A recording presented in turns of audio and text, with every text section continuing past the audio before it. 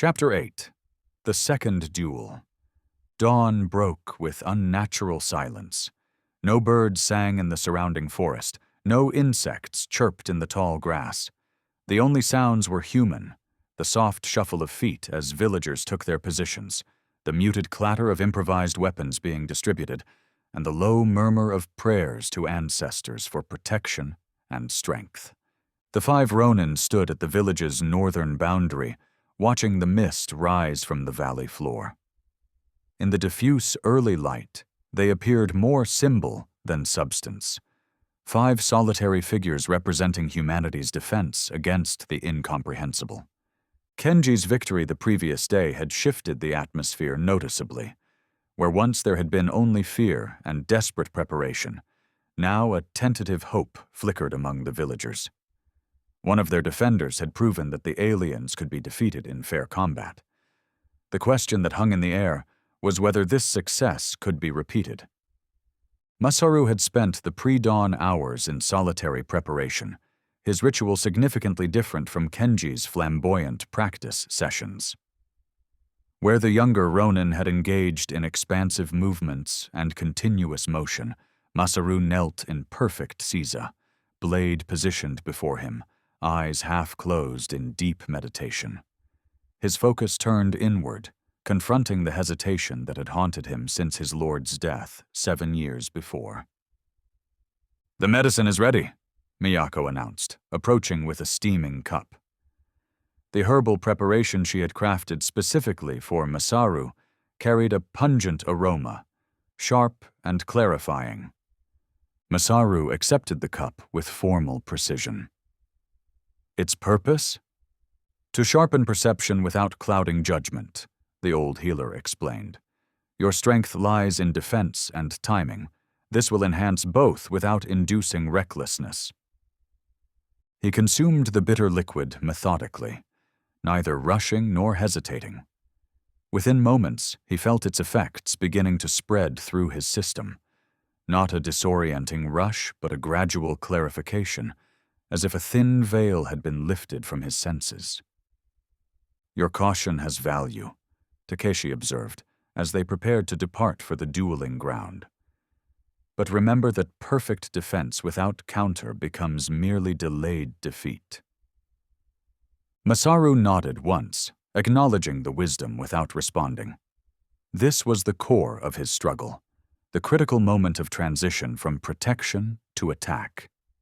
The failure that had cost his previous lord his life had occurred precisely at such a juncture when hesitation had allowed assassins past his guard. "The aliens will study your defensive approach," Hiroshi added, his scarred face grim in the morning light. "They learn quickly from each encounter. What Kenji showed them yesterday will influence how they approach you today." "Their adaptive capability exceeds ordinary expectation," Masaru acknowledged. "I have observed how quickly they identify patterns in combat." "Then give them no pattern to recognize," suggested Kenji with his characteristic grin. "Even defense can be unpredictable." The procession to the dueling ground proceeded with formal dignity. Unlike the previous day when Kenji had brought an almost theatrical energy to the proceedings, Masaru moved with measured precision, each step placed with deliberate care, his posture revealing nothing of his internal state. Upon reaching the designated area, they found the alien delegation already present in formal configuration. Their leader stood central, flanked by the champion and commander, with other warriors positioned according to apparent rank or function. From their midst emerged their selected combatant, a figure whose armor bore distinctive markings that suggested greater experience compared to the younger warrior Kenji had faced. Its movements displayed confident discipline rather than the eager energy of the previous day's opponent. "They're escalating," Hiroshi observed quietly. "This one has fought across multiple worlds based on those trophy markings." Takeshi nodded agreement. A veteran, they respect yesterday's outcome enough to adjust accordingly.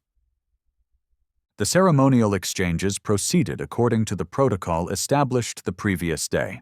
When the preliminaries concluded, Masaru and his alien opponent entered the central dueling area, taking positions at standard engagement distance.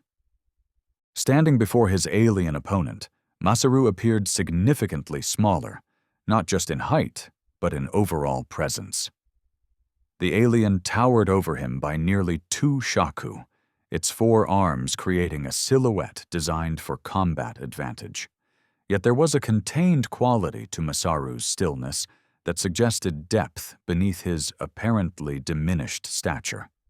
The alien performed its ceremonial preparation, a complex sequence involving all 4 limbs that conveyed clear ritual significance.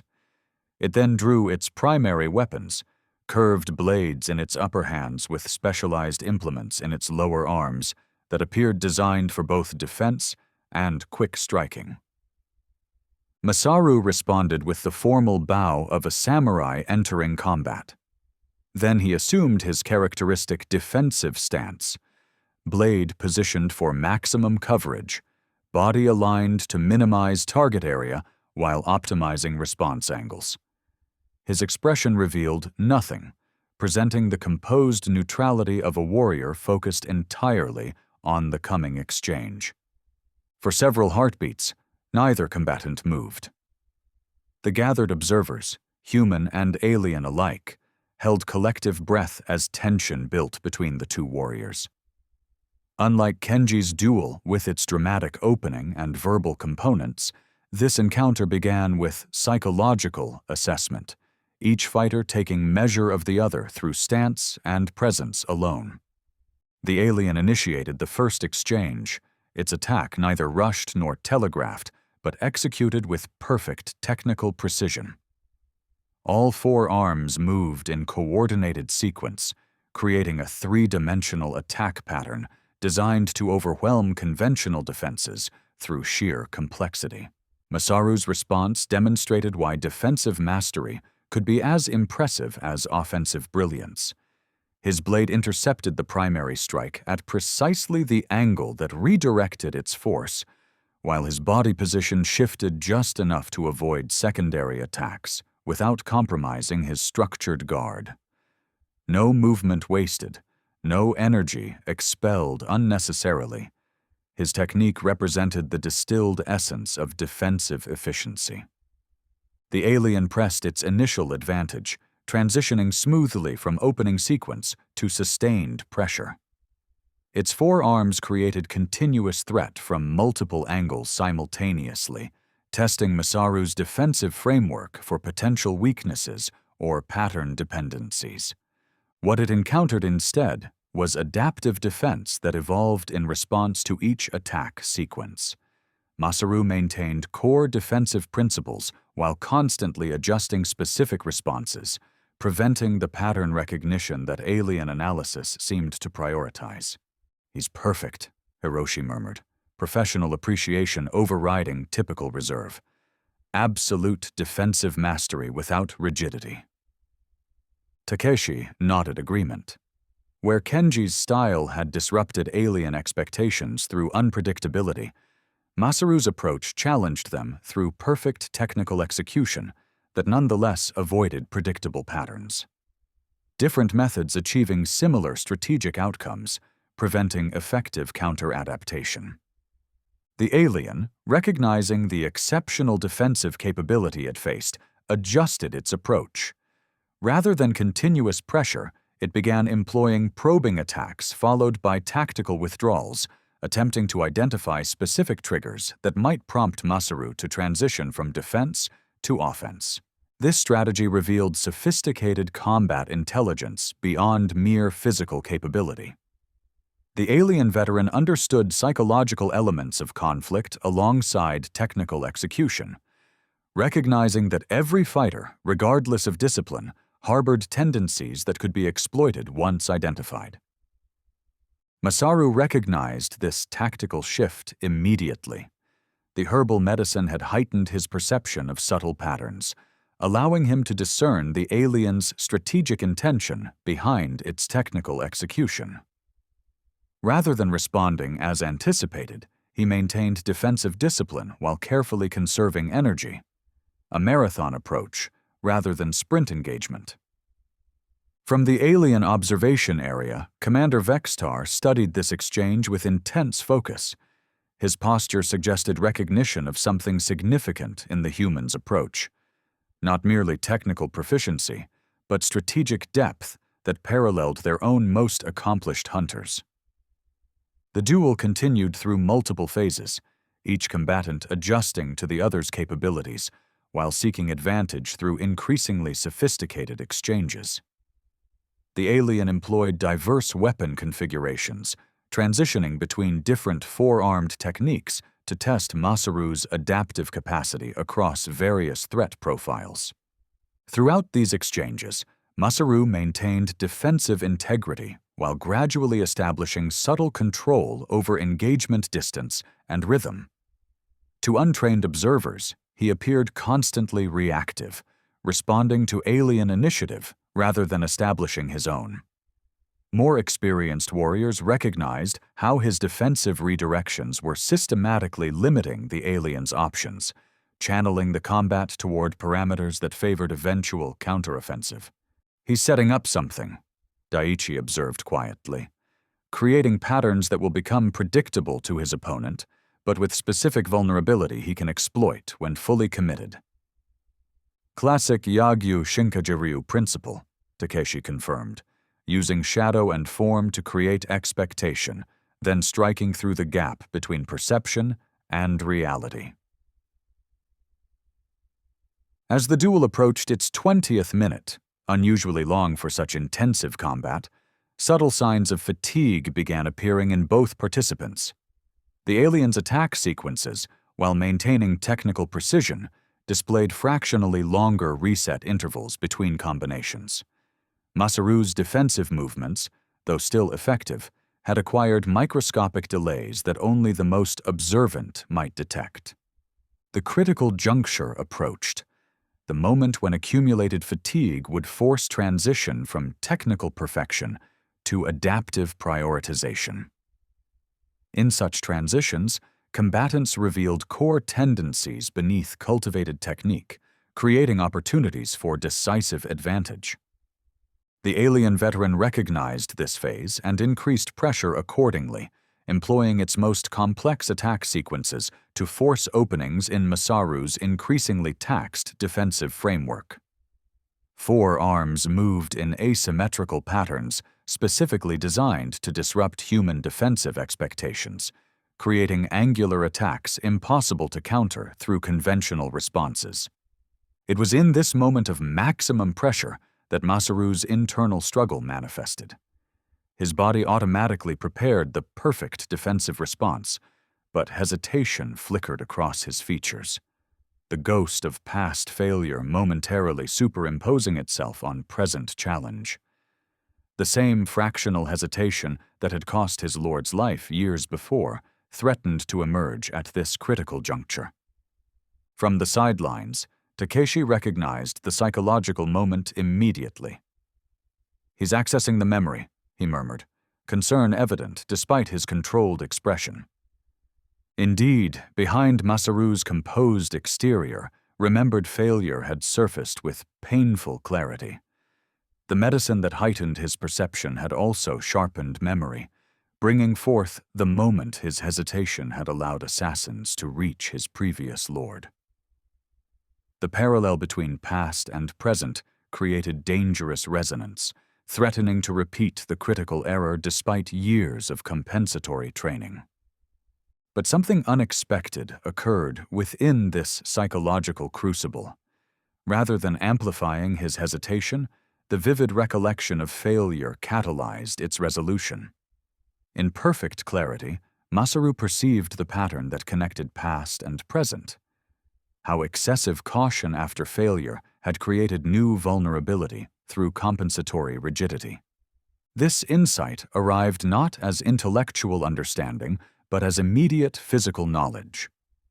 His defensive redirection of the alien's complex attack flowed naturally into counteroffensive without the fractional hesitation that had defined his combat style for 7 years. Defense and offense integrated seamlessly into unified technique, rather than separate phases requiring transition. The alien, having committed fully to its attack sequence based on observed patterns of pure defense, found itself unexpectedly vulnerable to counter that emerged from within defensive movement rather than following it. Masaru's blade found the unarmored joint where the upper right arm connected to torso. Precisely the vulnerability Kenji had exploited in his duel, but accessed through entirely different tactical approach. The stroke landed with perfect precision, penetrating deeply enough to compromise the limb's functionality without causing immediately life-threatening damage. Green fluid seeped from the wound as the alien adjusted its stance to compensate for the compromised appendage. Rather than pressing immediate advantage, Masaru resumed defensive positioning, allowing his opponent to reconfigure its approach. This unexpected courtesy, offering temporary reprieve rather than exploiting vulnerability, seemed to register with the alien veteran. Its mask vents expanded in what might have been surprise or reassessment. The combat resumed with altered parameters, the alien now fighting with 3 fully functional arms and 1 compromised limb. Its technique adjusted immediately, adopting asymmetrical patterns that compensated for the injury while creating new attack geometries. Masaru responded with corresponding adaptation, his defensive framework evolving to address these modified threats. The exchange had transformed from technical contest to problem-solving collaboration, each participant responding to changing conditions with innovative adjustments that demonstrated combat intelligence beyond mere physical capability. The conclusion came through perfect timing rather than overwhelming force. When the alien committed to a particularly complex 3-armed sequence, Masaru identified the fractional vulnerability at its point of maximum extension. His counter emerged not as separate technique, but as natural continuation of defensive movement. Blade finding another nerve center that further compromised the alien's combat effectiveness. With 2 of its 4 arms now functioning at reduced capacity, the alien recognized the inevitable progression. Rather than continuing toward certain defeat, it performed a formal gesture of acknowledgement. Not surrender, but recognition that the combat's outcome had been determined without requiring continuation to lethal conclusion. The alien leader stepped forward, making ceremonial movements that officially concluded the duel. Victory had been established without requiring death. The same honorable resolution that had characterized the previous day's contest. Masaru maintained perfect composure through these final exchanges, performing appropriate ceremonial responses with dignity that matched his combat execution. Only when formal conclusion was complete did he allow a brief expression of personal significance to cross his features. Acknowledgement of internal victory alongside external success. As he rejoined the human delegation, his fellow ronin offered gestures of respect appropriate to his accomplishment. Even Daiichi, typically reserved in his assessments, nodded appreciation for the technical mastery displayed. "You conquered more than your opponent," Takeshi observed quietly as they prepared for return to the village. Masaru met his gaze with rare directness. The medicine provided unexpected clarity. I saw how my response to failure had created new vulnerability through overcorrection. Defense without counterstrike is merely delayed defeat. Integration rather than separation, Takeshi summarized, a lesson applicable beyond combat technique. The alien delegation conducted their concluding rituals, their defeated member treated with evident respect rather than disappointment. The leader made gestures indicating the next duel would occur the following dawn, with combatants to be determined through mutual selection. As humans and aliens withdrew to their respective territories, Takeshi observed significant development among the alien leadership. Their commander engaged in animated discussion with their leader, gestures suggesting strategic reassessment rather than mere tactical analysis. The champion's posture indicated growing concern, his traditional confidence apparently shaken by 2 consecutive human victories. Their internal dynamics are shifting, Hiroshi noted, having observed the same interactions. The younger commander appears to be gaining influence at the champion's expense. Political dimensions within their hunting hierarchy, Takeshi agreed. Our success disrupts established power balances among their leadership. This observation proved prophetic. As the human delegation departed, Commander Vex'tar separated from his contingent, approaching with formal gestures requesting brief, direct exchange. The unprecedented communication was conducted through elaborate gesture language that had developed over their multiple encounters. Through this improvised communication, Vex'tar indicated his personal interest in facing human champions, specifically requesting combat with one of their most skilled warriors in the next day's duel. His gestures conveyed not merely ritual challenge, but intellectual engagement. Desire to test himself against worthy opposition that had demonstrated unexpected capability. Takeshi responded with appropriate ceremonial acknowledgement, neither committing to nor rejecting the specific request. The exchange concluded with formal recognition on both sides, establishing parameters for continued communication while maintaining the ritual framework that structured their interactions. As they finally turned toward the village, Kenji broke the contemplative silence that had followed this unusual diplomatic exchange. Well, that was interesting. The ambitious young commander wants personal piece of the action instead of watching from the sidelines. He recognizes opportunity in our unexpected success, Hiroshi observed.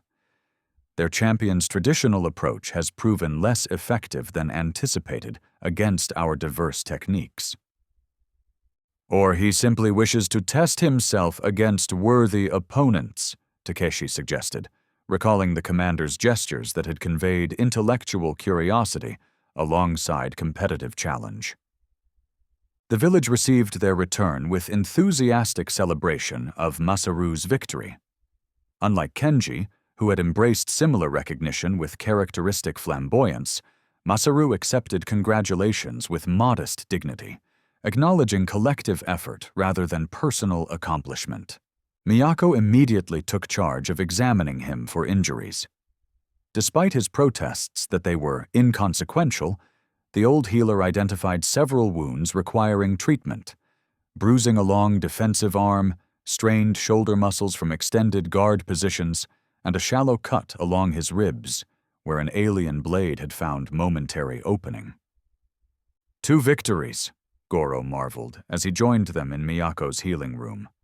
The village elders can scarcely believe our good fortune in having such skilled defenders arrive precisely when needed. Not fortune, but fate, Miyako corrected, continuing her treatment of Masaru's injuries. The scrolls speak of patterns connecting stars and human destinies. These warriors arrived because they were meant to meet this challenge. Whether one attributed their presence to cosmic design or random chance, the practical reality remained extraordinary. 5 masterless samurai with complementary skills converging at precisely the moment alien hunters chose this remote mountain village for their ritual combat expedition. The afternoon brought strategic reassessment based on their consecutive victories. The 5 ronin gathered to analyze implications and adjust their approach for coming duels. Each victory provided additional information about alien combat techniques while revealing more about effective counters. They prioritize pattern recognition, Hiroshi observed, summarizing their accumulated knowledge. Both Kenji's unpredictability and Masaru's adaptive defense disrupted this analytical approach, though through different methods. Their veterans show greater tactical flexibility than younger warriors, Takeshi added.